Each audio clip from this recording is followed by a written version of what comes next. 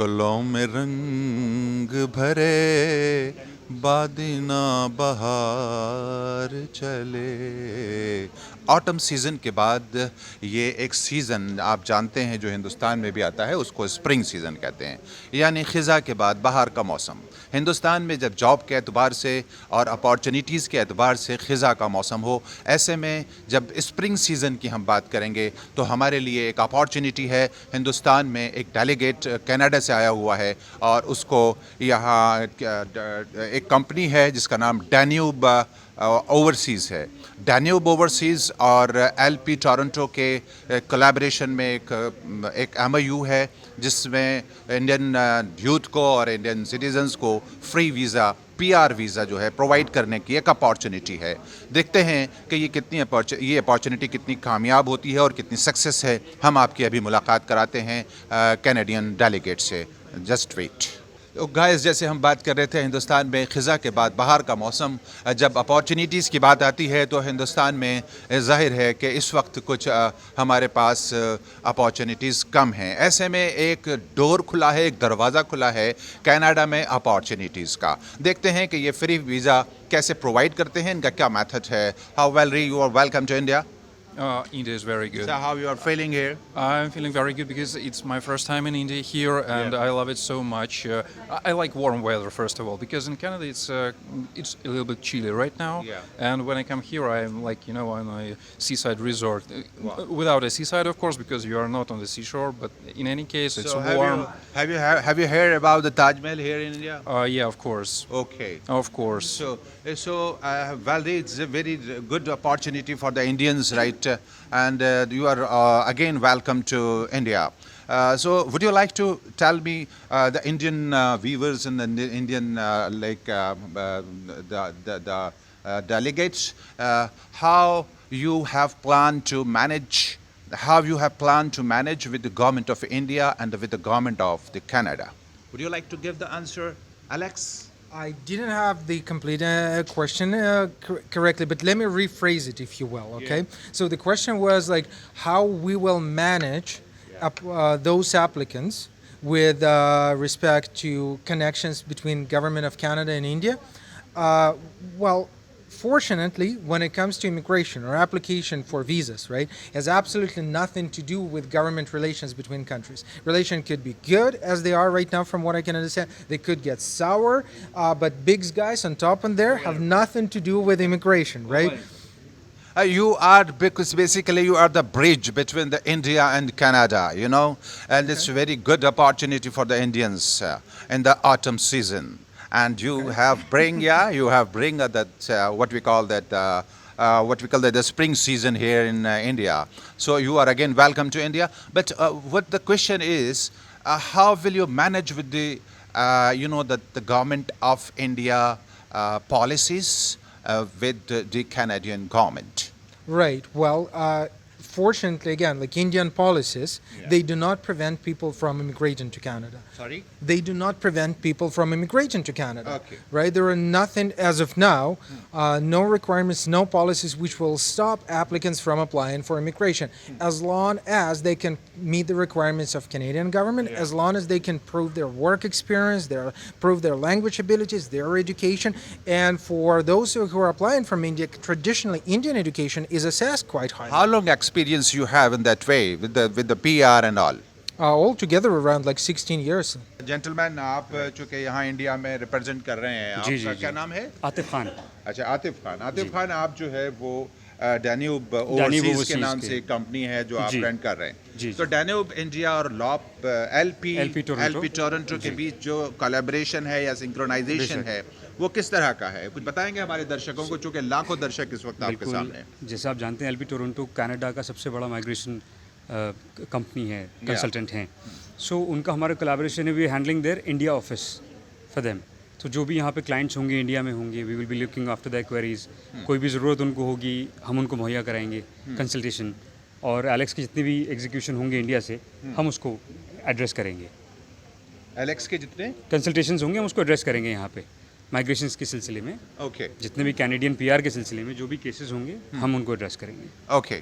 तो आपका office Canada में कितने साल से है और कितना आप यहाँ से job opportunities, study opportunities and export opportunities provide कर चुके हैं इंडियंस को? जी, कनाडा में हमारा ऑफिस तकरीबन 3 साल से हमारा ऑफिस है, तकरीबन 1.5 साल से हमारा टाई अप है एलपी टोरंटो के साथ, और ऑन एन एवरेज महीने में 3-4 लोग पीआर के लिए क्वालिफाई कर जाते हैं हमारे यहाँ से, which is a good rate, and in fact more sometimes साल में 10, 15, 20, 50 लोग भी हो जाते Okay. हैं who go to Canada for migration। क्या कुछ एक्सपोर्टर्स के लिए भी अपॉर्चुनिटीज़ आपके पास हैं? एक्सपोर्टर्स के लिए डायरेक्टली हमारे पास कुछ नहीं, बट ऑफ कोर्स अगर आपका एक्सपोर्ट का बिजनेस है and you want to settle in Canada, तो उसके लिए प्रोविजंस हैं, वो हम कंसल्टेशन के ज़रिए आपको बता सकते हैं कि भाई आपको क्या क्या रिक्वायरमेंट्स है डॉक्यूमेंट्स की, as to set up a business there of an export. Oh wonderful. Atif, हम एक बात पूछना चाहते थे, जैसे कि हिंदुस्तान में अक्सर देखा जाता है कि जगह जगह इस तरह की कुछ ऑफिसेज खुले रहते हैं और वहाँ से कंसल्टेंसीज प्रोवाइड की जा रही होती हैं, लेकिन उसके बाद पता चलता है कि वहाँ पर कुछ घपले हो गए, घोटाले हो गए, करप्शंस हो गए। तो ऐसे में आप क्या अपने इंडियंस को किस तरह की एश्योरेंसेस देना चाहेंगे कि आप वाकई फेयर एंड वेल बिजनेस यहाँ से और अपॉर्चुनिटीज़ प्रोवाइड कराएंगे इंडियंस को? जी बेशक, ये तो खैर बहुत देखने में आता है कि इतने धोखाधड़ी हो रही है केसेस के साथ, और लोग बहुत उम्मीदों के साथ, बहुत ख्वाबों के साथ अप्लाई करते हैं और फिर उसके बाद इतना उनको सेटबैक लेना पड़ता है।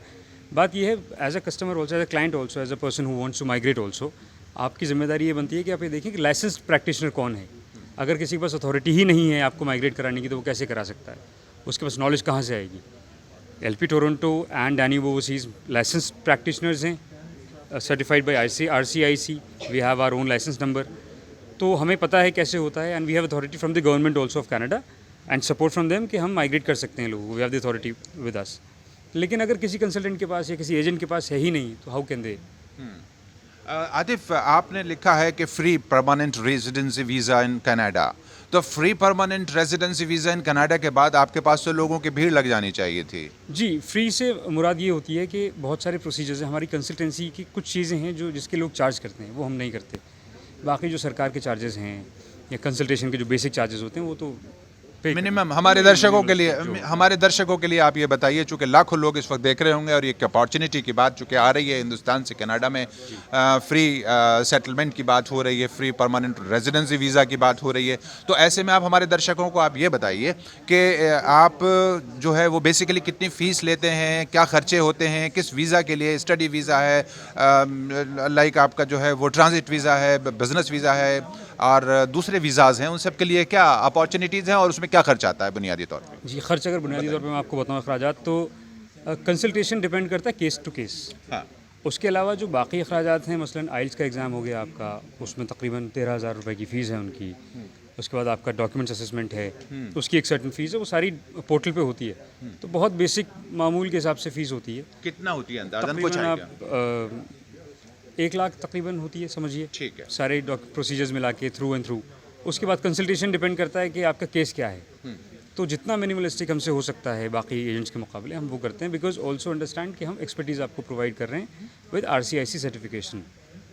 तो RCIC का लाइसेंस हमारे पास है, मतलब हमें RCIC बोले तो कैनेडियन अथॉरिटी है गवर्नमेंट की, which provides licence number with the in terms of migration. Okay ji, thank you very much Atif.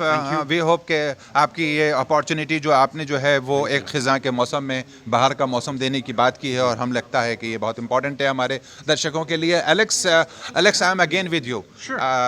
So have you any saturation point in that way? Would you like to stop the visa in any way? Or Me personally, not of course. Like, why would I? Right? With respect to Canada, everybody knows that Canada is the country of immigrants, right? And Canada was built by immigrants, and we rather consider immigrants as our assets, as people who are coming to contribute into our society. So the more people are coming in, the more successful applicants are coming in, the better Canada will be. That is probably the outlook we have compared to our southern neighbor. So I would believe that no, unless the world stops spinning and this planet stops spinning, Canada will not stop accepting immigrants. As far as the saturation is concerned, you know that every field is, have the saturations, right? Right. Of course, about as far as that the mobile is concerned, of course, there would be a saturation, of course. And as far as, that the opportunities are concerned, there must be the saturation point. Right. Is there any saturation point, and is there any check from the government of Canada? Do you provide to the informations to our Indian citizens here in India? Oh, absolutely. Here's the point to look at it, guys. We are the second largest country in the world with a population of 36 million people. Okay, I'm talking to you from the country with literally close to 2 billion people. All right, so when we're talking about saturation, I believe it's far, far away from us, right? Probably by the time we all retire and die, saturation point will not be reached, if such a point actually exists. मेरा नाम है शिरीष और मैं मुंबई से आया हूँ। LP group जो है वो काफ़ी बड़ा ग्रुप है और उन्होंने एक अच्छा इवेंट दिल्ली में ऑर्गेनाइज़ किया है जिससे काफ़ी मदद होगी जो लोग बाहर जाना चाहते हैं, जिनको सेटल होना है। सो एक अच्छा गुड मूव है, तो मैं डेफिनेटली रेकमेंड करूँगा कि इतना अच्छा इनिशिएटिव उन्होंने लिया है तो उनको सपोर्ट करें और अगर जिनको सेटल होना है तो उनके साथ जाए। क्या आपने भी अप्लाई किया? हाँ, मैंने अप्लाई किया है। अच्छा, इससे पहले आपका बाहर का कोई एक्सपीरियंस है ओवरसीज़ का?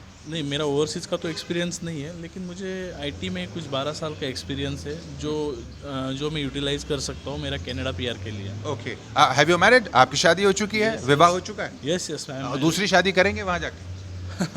नहीं नहीं, बिल्कुल नहीं। नहीं। ओके, आपका क्या नाम है? मेरा नाम नवीन है। नवीन, आप क्या कर रहे हैं? मैं अभी जॉब कर रहा हूँ दिल्ली में। कहाँ? आपकी क्वालिफिकेशन क्या है? मैंने डिप्लोमा किया है सर, मैकेनिकल में। ओके, तो आप ये बताइए कि आप बाहर जाने में क्यों इंटरेस्टेड हैं? क्योंकि बाहर जो है मतलब इंडिया से अच्छी वेजेस हैं और हम जो है अच्छा एक कैरियर बना सकते हैं, अपने अगली जो पीढ़ी है उनके लिए एक अच्छी इनकम दे सकते हैं। इंडिया में कोई अपॉर्चुनिटी दिखाई नहीं देती आपको क्या? मुझे यहाँ 5 साल हो गए हैं जॉब करते हुए, बट उस तरह की ग्रोथ मुझे मिली नहीं जो मुझे लगता था मेरी पढ़ाई के अकॉर्डिंग मिलनी चाहिए थी। इनकी पढ़ाई के अकॉर्डिंग जाहिर है इनको जो है वो अपॉर्चुनिटी नहीं मिल पाई है। आप कहाँ से? चंडीगढ़ से हैं? नहीं, दिल्ली सर। दिल्ली से हैं। आप दिल्ली से हैं, राइट? आप जो है वो दिल्ली से हैं। क्या शुभ नाम है आपका? जितेंद्र जी। जितेंद्र जी। जितेंद्र भाई, ये बताइए कि आपका पहले बाहर जाने का कोई एक्सपीरियंस रहा है? नहीं सर। पहली बार आप कनाडा के जाने की इच्छुक हैं? यस। ये जो डेलीगेशन आया हुआ है एलपी टोरंटो और डैन्यूब ओवरसीज़ के नाम से जो कंपनी है, इनका जो कोलैबोरेशन है, तो ये बताइए कि ये कोलैबोरेशन आपको कैसा लगता है? क्या ये सब कामयाब होगा, सफल होगा? हाँ जी सर, क्योंकि मैं इनको लास्ट 7 ईयर से जानता हूँ। किसको? ये इनके साथ जो आतिफ सर हैं उनको, और इनके एक पार्टनर है जुनेद अली खान, उनको मैं शायद लास्ट 7 ईयर से जानता हूँ, क्योंकि मेरा ब्रदर इनके थ्रू ही बाहर अब्रॉड गया था ऑस्ट्रेलिया में, तो इसलिए मेरे को यानी कि इन पर पूरा ट्रस्ट है। यानी कि तो क्या आप कुछ लोगों को रिकमेंड करना चाहेंगे, देशवासियों को, चूँकि इस वक्त लाखों लोग इसको देख रहे होंगे, क्या आप बताना चाहेंगे एलपी जो टोरंटो है और इंडिया की जो डैन्यूब कंपनी है, इनका जो कोलैबोरेशन है और इनका जो संगम है, ये देश के लिए और नौजवानों के लिए एक अपॉर्चुनिटी है? हाँ जी यस सर, पूरी अपॉर्चुनिटी है ये तो। और पूरा यानी कि ऐसा नहीं कि कोई जैसे एजेंट्स करते हैं, फेक करते हैं, ये टोटली यानी कि ट्रस्ट है ये इनके ऊपर। ये बात कह रहे हैं कि इनके पूरा ट्रस्ट है और एलपी टोरंटो के नाम से जो कंपनी है इंडिया में, जो डैन्यूब है, और ये डैन्यूब और एलपी टोरंटो मिलकर जो काम कर रहे हैं, इससे जो है वो 2 लोगों को एक अपॉर्चुनिटी मिल सकती है। और मुझे लगता है कि जैसे मैं पहले भी कह रहा था कि ख़िज़ा के मौसम में ये बाहर का मौसम जो हिंदुस्तान में ये डेलीगेशन लेकर आया है, ये हम उम्मीद करते हैं कि इनका ये कोलैबोरेशन आगे मजबूत होगा और देश के नौजवानों को रोज़गार के बेहतरीन मौके फ़राहम हो सकते हैं। आप हमारे साथ बने रहिए एक नए मुद्दे के साथ। बहुत बहुत शुक्रिया।